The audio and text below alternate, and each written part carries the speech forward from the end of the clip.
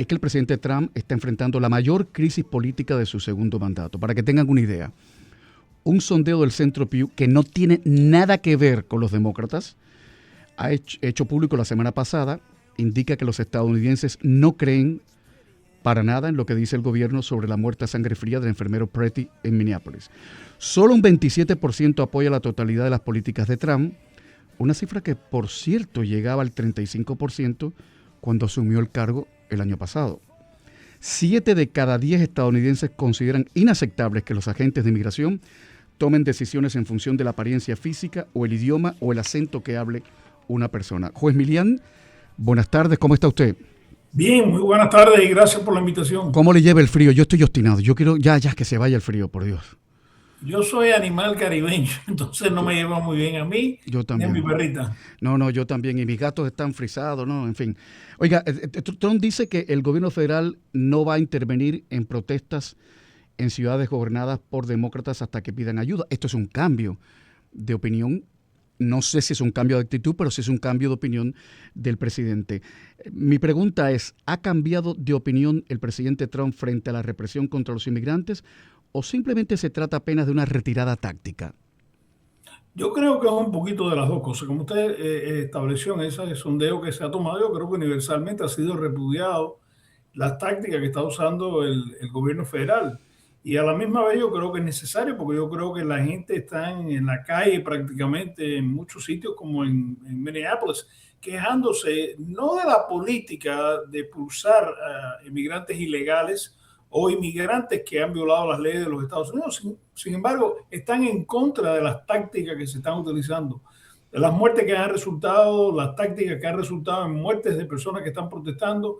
Y yo creo que aún dentro del propio partido del presidente, la gente están en contra de ese tipo de uso de violencia en contra de ciudadanos americanos por manifestar lo que está garantizado por la primera enmienda, es decir, protestas en contra de una política del gobierno federal. Así que yo creo que fue necesario para las dos razones. Primero, por el cambio enorme y segundo, porque han estado repudiando a través de la nación ese tipo de táctica. Yo creo que tarde o temprano eso le va a costar al partido de turno en la Casa Blanca, le va a costar votos en las elecciones de noviembre. Oiga, juez Milián, el hecho de que el presidente haya dicho que su gobierno no va a intervenir en protestas en ciudades gobernadas por demócratas, de alguna manera eso significa, en mi opinión, un reconocimiento tácito de que el martillo de las fuerzas gubernamentales ha caído sobre todo contra los estados gobernados por demócratas, que ha sido una especie de venganza política.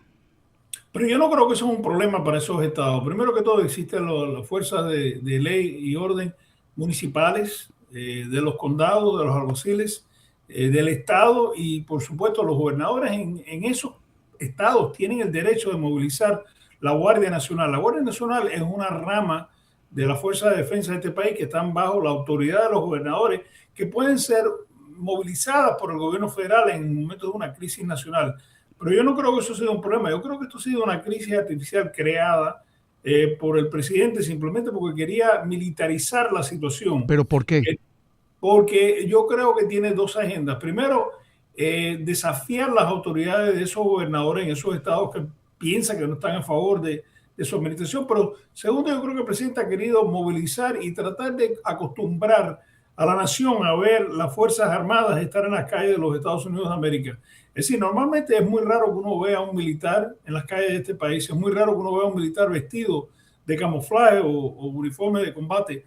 Pero yo creo que el presidente quiere de alguna manera acostumbrar a que eso sea el orden normal de la nación. Yo creo que tiene intenciones de tratar de federalizar todas las fuerzas de ley y orden. Y creo que en este caso, por lo menos en el primer año, le ha salido el tiro por la culata, como decimos los cubanos. Porque lo que ha ocurrido es que yo creo que la gente lo ha repudiado. Mira, Camilo, cuando yo ingresé en el ejército americano, estaba prohibido en las bases militares estar en la calle en un uniforme de combate, un uniforme de camuflaje. ¿De verdad? Era prohibido por el general de cada sección donde había una base militar. Pero la gente se van acostumbrando a ver las Fuerzas Armadas en la calle, como lo hicieron en Washington, D.C., como lo han hecho en otros sitios. Yo creo que esto ha sido un error y yo creo que este país, siendo un país cívico, un país civilizado, un país que está acostumbrado a tener los policías en la calle, no militares en la calle.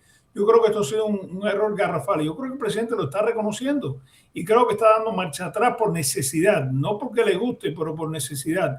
Y creo que con el tiempo ha demostrado que ese tipo de política ha sido repudiada por la gran mayoría de ambos partidos. Esto no es una cuestión partidista, yo creo que esto es una cuestión cívica de que nosotros en esta nación todavía no queremos aceptar la militarización de la vida cotidiana. Pero es que no es necesario, juez Milián. ¿O me Bueno, es equivoco? necesario cuando hay una emergencia nacional. Ya, Por pero ejemplo, ahora es necesario que estén todos esos esbirros en la calle. no, era necesario cuando hay una emergencia nacional. Por ejemplo, en el sur de la Florida, el huracán Andrew, Claro, ahí sí, claro. una división entera fue llevada. Cuando Katrina. Bueno, cualquier emergencia nacional. Pero el presidente, con el argumento de que hay un desorden social y cívico, ha querido militarizar la vida cotidiana. Y yo creo que eso es lo que es inaceptable para los americanos en esta nación que están acostumbrados a no tener esa presencia militar en la calle. Número dos, yo creo que ha sido repudiado las tácticas militares que está usando la patrulla de la rama del Border Patrol, como le llaman, o el ICE, que están utilizando unas tácticas que yo creo que son inaceptables. Por ejemplo, usar órdenes de registro administrativa, cosa que no ha existido nunca en la historia de los Estados Unidos. Siempre aquí, cuando hay un registro de un hogar, de una propiedad privada, tiene que un juez aprobar bajo la cuarta enmienda de que hay causa probable de que hay un crimen o posibilidades de investigar un crimen. Bueno, ahora se está utilizando lo que se llama una orden administrativa y yo creo que eso va a llevarnos a tener no solamente un gran debate nacional, pero muchas demandas en contra del gobierno federal. Y creo que se está viendo que la gran mayoría de la población, incluyendo de ambos partidos, están repudiando esa táctica. El hecho de que se quiera convertir en una nueva normalidad la militarización de nuestras ciudades y esas imágenes horribles de estos señores de paramilitares condicionando la vida social, que a mí me recuerdan mucho la Argentina de Videla o el Chile de Pinochet o los cascos blancos de Cuba, las camisas negras esas de Cuba, las avispas negras, o el contingente Blarroca, que eran una bola de sujetos semisalvajes que salieron cuando el maleconazo, borrachos con palos a caerle a los que se estaban manifestando en el malecón. ¿Me recuerda eso? No, está en mi mente, Bueno, lo tengo que decir. yo lo que lamento es que esto va a hacerle mucho daño al respeto que le tiene la población americana a las fuerzas de ley y orden. Es decir, por utilizar tácticas que no son constitucionales, se va a desacreditar una arma que es necesaria, porque nadie está en desacuerdo que este país tiene que tener sus leyes, que tiene que controlar sus fronteras. Pero a la misma vez, cuando uno ve esos abusos, el caso de Pretty, el enfermero que usted mencionó, Renee Good, la madre que fue acribillada a balas, yo creo que eso va desacreditando la autoridad, la credibilidad que uno le tiene a esas fuerzas. Eso es muy negativo para una sociedad que no debe de ver a las fuerzas de ley y orden como un enemigo, lo debe de ver como un auxiliar a preservar el orden. Pero creo que Kristi Noem, por ejemplo, que es la secretaria de lo que le llaman Homeland Security, o la institución que es para seguridad de la nación, yo creo que eso nos está haciendo mucho daño y creo que por eso muchos políticos de ambos partidos han pedido que se le haga el juicio político, es decir, destituir a esa señora que aparentemente no tiene ni la capacidad ni las intenciones de llevar a cabo una labor constitucional para la nación. ¿Y usted cree que si los demócratas ganan las elecciones de medio término, se van a deshacer de Kristi Noem? Bueno, van a intentarlo. Primero, la Cámara de Representantes tiene que crear lo que se llaman artículos para instituir un juicio político y después el Senado, en 2/3 partes, tiene que aprobar que sea destituida. Claro, con esa presión política es muy posible que ella vaya a renunciar. Ella ha demostrado no ser una figura muy popular. Creo que le ha hecho mucho daño al partido de turno que ahora está en la Casa Blanca. Creo que es muy posible que la presión aumente hasta cierto punto, que le pida a ella, al presidente, que tiene todo el derecho, que renuncie de ese puesto. Pero creo que ya el daño está hecho. Yo creo que esta señora no ha dado la talla a la labor enorme que se le ha pedido y a la misma vez ha creado un estado yo diría, de terror, porque en muchas ciudades los inmigrantes legales e ilegales tienen temor. Y hay que contar también con el hecho de que más de 200 ciudadanos americanos, siendo por su gran mayoría hispanos, han sido arrestados, acusados de ser ilegales en este país. Ese tipo de incapacidad, ese tipo de de negligencia no es aceptable para el pueblo americano y creo que le va a costar a ella su puesto. Oiga, juez Milian, a propósito de lo que estábamos hablando de los paramilitares en las ciudades, sobre todo gobernadas por demócratas, el New York Times ha publicado en los últimos, me he fijado así a vuelo de pájaro, porque no es que yo analice el New York Times todos los días, pero cuando me asomo al New York Times, en las últimas, qué sé yo, 15 días, por lo menos he visto 3 artículos hablando de lo que ellos llaman el terror del Estado, el Estado terrorista en que estamos viviendo. ¿Usted cree que es posible hablar de terror del Estado a esta altura o eso es una exageración del New York Times que sabemos le pide la cabeza a Donald Trump? Bueno, mira, hay ciertos impedimentos que tiene el gobierno federal, que tienen la fuerza de la policía, que tienen las autoridades federales, y eso fue creado precisamente para no crear un estado de terror. El terror no es una cosa que se mide de una manera gráfica diariamente, es algo que ocurre cuando uno puede decir durante la vida cotidiana, le tengo miedo a las autoridades, tengo miedo que me vengan a buscar, tengo miedo que vayan a entrar en mi casa. Las primeras 10 enmiendas de la Constitución fueron hechas para garantizar la libertad individual. Es decir, la cuarta enmienda, que no se pueden hacer registros sin causa probable y aprobación de un juez. La quinta enmienda, donde uno no puede ser interrogado y forzado a ser testigo de sí mismo. Esas 10 enmiendas precisamente se crearon para evitar un estado de terror o una institución terrorista a nivel federal. Cuando eso se acepta como la vida cotidiana, entonces yo creo que es una crisis constitucional en la nación. Y creo que sí se puede hablar de terror estatal. Terror estatal existió antes de la Guerra Civil Americana, después de la Guerra Civil Americana, cuando se trató de crear un Estado que respetara los derechos civiles. Así que yo no creo que esa es una palabra demasiado fuerte. Yo creo que esa es una palabra que los fundadores de nuestra nación trataron de considerar y a la misma vez evitar que se creando las protecciones que están en la Constitución Federal. Señor Milian, permítame acusar recibo de un mensaje que ha entrado por WhatsApp, porque ya sabe usted que no nos gustan los monólogos en el programa, queremos que todas las voces quepan. Alguien me escribe y me dice, señor Egaña, existe al menos una mínima posibilidad de abordar las investigaciones acerca del presunto fraude de 900 millones que envuelve la comunidad somalí. ¿Por qué Minnesota? Porque si cae Walz, el gobernador sentaría un precedente que afectaría a California e Illinois. Y por otro lado, cuánta preocupación, esto es comilla, cuánta preocupación por los pobres inmigrantes que entraron de forma ilegal mientras se permaneció criminalmente indiferente al diseño de fronteras abiertas. Kristi Noem está tratando de arreglar el desastre intencional de Alejandro Mayorkas. Está hablando de, obviamente, un funcionario de Biden. Bueno, la próxima pregunta es, el país se pregunta, juez Milian, si de verdad se le exigirá responsabilidades a los 2 agentes de ICE por la muerte de 2 personas en Minnesota. Ya sabemos que son hispanos, pero ya sabe usted que no hay peor astilla que la del mismo palo. ¿De verdad usted cree que van a ser sancionados, que van a ser condenados? Yo creo que tarde o temprano se va a hacer justicia en esos casos. Yo creo que hay un sistema federal, pero también recuerden que hay un sistema estatal. Es decir, si uno comete un crimen que tiene jurisdicción al gobierno federal, se puede investigar y sancionar a través de las cortes federales. Pero también existe concurrente una autoridad estatal.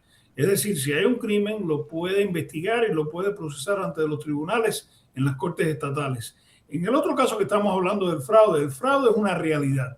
En todo lugar que existe el ser humano, en todos los lugares en el mundo, pero también en este país siempre existe ese fraude. Por ejemplo, aquí en Miami hay una crisis de fraude del Medicare. Desgraciadamente se ha tomado ventaja de las posibilidades de utilizar el sistema para enriquecer no solamente a los inmigrantes, pero personas que son nacidas aquí, que son ciudadanos, pero mucho depende a nivel federal de las prioridades que le dé ese gobierno. Es decir, un gobierno local puede poner de prioridad de investigar la corrupción, un gobierno federal, estatal, puede darle prioridad, un gobierno estatal, porque existe una autoridad estatal para investigar la corrupción. Así que yo creo que los errores que fueron cometidos en otras administraciones, sea la de Biden, o sea la de Trump, o sea la de Obama, siempre hay una rama o una vía o una vereda para investigar, castigar, sancionar ese tipo de actividad. Lo que yo creo que ha ocurrido por mucho tiempo es que hay muchas administraciones que simplemente no creen en esas prioridades. Las prioridades cambian de acuerdo con el político de turno. Y entonces lo que ocurrió en Minnesota con el fraude que aparentemente es muy real y lo que está ocurriendo en otras ciudades como la ciudad del condado de Miami-Dade, que ha sido nombrada entre autoridades federales, entre las 10 las ciudades más corruptas de la nación. Es cuestión de la prioridad que le dan las autoridades locales, estatales y federales. De eso quiero hablarle ahora. Perdón, esa es mi última pregunta. Perdón que le corte porque usted ha llevado el programa, fíjese. Esta quincena lo cobra usted. Por cierto, gracias. El señor que envía el mensaje que acabo de leer me dice, gracias Camilo, esto es periodismo del bueno. Bueno, no, intentamos que todas las voces quepan acá. Eso es lo que intentamos, que esto sea un programa plural, porque esto no es la mesa redonda de los comunistas en Cuba. Hablando de eso mismo, Juan Emilián, que usted está hablando, el otro día veía yo en MSN, bueno, ya no se llama MSNBC, ahora es MSN, que es un canal de noticias liberal, a un legislador demócrata diciendo que el federalismo estaba muerto en este país. Yo cuando oigo esa frase, a mí me entra un culillo, como decía mi abuela, porque las grandes palabras siempre esconden grandes vacíos conceptuales. Y pararse en un canal de noticias de alcance internacional y decir el federalismo murió en Estados Unidos, me parece una irresponsabilidad. Mi pregunta es, ¿se está resquebrajando el equilibrio de poder entre Washington y los estados como para decir eso de que ya el federalismo murió en este país? Yo creo que eso es un disparate. Yo creo que la persona que dijo eso, que no lo conozco, no sé de qué partido, qué ideología es, tiene que reconocer. Era un demócrata, un legislador demócrata. No importa quién sea, pero la realidad es que este país tuvo una guerra civil con más de 750,000 muertos para establecer que el gobierno federal es supremo. Cuando se dice que es supremo, es decir que cada estado puede tener sus leyes, pero tiene que ser consistente con la Constitución federal. Es decir, la guerra civil fue llevada a cabo por el hecho de que la esclavitud, muchos estados tenían la esclavitud y querían preservar la esclavitud, especialmente en los estados sureños. En aquella época, esos estados se nombraban o se identificaban como del Partido Demócrata, pero la realidad es que después de 750,000 muertos, la 14 enmienda fue aprobada que le garantizaba a cada ciudadano los derechos de la Constitución. No se lograron. Tuvimos que esperar hasta el año 1965 para tener lo que se llama la Ley de Derechos Civiles Universal. Y en ese momento fue establecido, sin duda, de que el gobierno federal es supremo. Es decir, el estado de Mississippi o de la Florida o de Virginia no podían imponer leyes para discriminar contra un hispano, contra un negro, e inclusive hoy en día ha llegado el punto de que no deben de estar discriminando por el género de una persona o la preferencia sexual. Entonces yo creo que no. La cuestión, estamos ahora quizás en una crisis que algunos quisieran ver la muerte del gobierno federal o del federalismo como existe, pero van a perder en los tribunales porque la mayoría de los americanos, y me refiero a todos, somos mexicanos, somos chinos, somos japoneses, somos cubanos, venezolanos, nicaragüenses, queremos tener y preservar esa protección federal que fue establecida después de la peor guerra que ha tenido esta nación. 750,000 muertos y nadie sabe la cantidad exacta, pero la realidad es que cuando se llega el momento de discriminar, de abusar, de imponer leyes que sean partidistas, la gran mayoría de los ciudadanos norteamericanos votan abrumadoramente a favor de que quieren que se preserve lo que es el gobierno federal y las protecciones de los derechos que hemos adquirido en los últimos 100 años. Es decir, igualdad, justicia y a la misma vez tener un sistema que no nos va a dejar sancionar a una persona por una razón que sea partidista o que sea por alguna razón discriminatoria. Y discriminatoria es que uno va a ser destacado y discriminado porque su sexo, su preferencia sexual, porque una mujer esté en estado o porque un hombre sea blanco o negro. Eso yo creo que no va a morir, y si pudiera haber un gobierno que trate de destruir esos derechos, esa igualdad, yo creo que caeríamos en una guerra civil y espero que eso no va a ocurrir. Señoras y señores que me están escuchando, huyan como de la peste de esas personas como este señor demócrata que salía en la televisión diciendo que el federalismo ha muerto. Todas esas personas que hablan con esa contundencia son lo que yo llamo las termitas, los comequenes de la democracia. El terror, ya está comprobado, el terror es redituable, da profit político. No tenemos por qué vivir en el terror, ni vivir con lo que le dicen los influencers o los idiotas digitales, diciendo que el país se está cayendo. No, para nada. Eso no hace bien. Hay en el WhatsApp una persona me dice que comente, juez Milián, lo que ha dicho el presidente Trump el sábado, que estamos empezando a hablar con Cuba, que hay diálogo con Cuba, que él quiere saber su opinión. Bueno, yo no sé si en realidad, porque el presidente se hace declaraciones que no tienen fundamento. Yo creo que siempre es bueno que una nación como los Estados Unidos de América, que es el líder nacional de lo que es la democracia y la unidad universal, esté conversando con todos los países. Tiene que hacerlo por necesidad. Ningún país se puede mantener en el aislamiento. A la misma vez, todo depende de esas conversaciones. Yo prefiero, si el presidente está teniendo esas conversaciones, que se basen en lo siguiente: respetar los derechos humanos de los cubanos, respetar las tradiciones democráticas, respetar la libertad de expresión, no solamente en la rama política, pero también en la rama económica. El problema de Cuba es que tiene un sistema económico fracasado y lo ha destruido poco a poco la supuesta revolución cubana, que no ha hecho nada menos destruirlo todo y dejar ceniza, una montaña de ceniza, yo diría, de lo que es la institución del Estado cubano. Así que yo creo que es bueno, pero todo depende del resultado. Yo siempre creo en hablar con las personas, respetar su derecho de expresión, pero mientras que los principios de libertad, justicia y democracia sean respetados, si eso se hace, me parece una idea maravillosa. Si lo que se va a hacer en Cuba es semejante a lo que se ha hecho en Venezuela, es decir, quitar a un cabecilla o decapitar el liderazgo que existe de la dictadura cubana y permitir una infraestructura de represión, que es lo que ha existido en Cuba por 65 años, yo creo que es una mala idea. Y yo creo que lo más importante para nosotros, como siendo la democracia principal del mundo, es establecer y ayudar a crear democracia, libertad y justicia en todos los países. Todo lo que esté en contra de esos principios es malo, todo lo que ayude a crear eso es positivo. Pero yo no sé si se está hablando del modelo, yo le digo el modelo nuevo de Venezuela, es decir, sacar a Maduro por permitir a los chavistas estar en el poder. Yo nunca pudiera apoyar moralmente, éticamente, intelectualmente ese tipo de proyectos. Juan Milian, muchísimas gracias. Feliz lunes tenga usted, ¿eh? Y abrimos.